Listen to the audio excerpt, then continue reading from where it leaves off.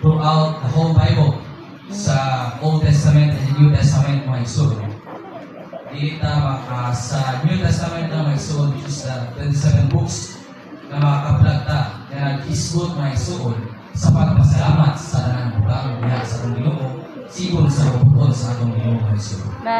Only 1 Thessalonians and Ephesians nag-mention mga igsoon ila pagtulunan kalabot sa pagpasalamat sa tanang butang mga igsoon. So makita nato ini nga surat ini mga igsoon ining tulo ka mga books sa 1 Thessalonians and Ephesians mga igsoon kalabot sa pagpasalamat sa tanang butang. Isulat ini ni Apostol Paul mga igsoon na nagpakita ini na doon ay misteryo o doon ay wonderful no mga igsoon ang Christian life nato nga nag-matter siya sa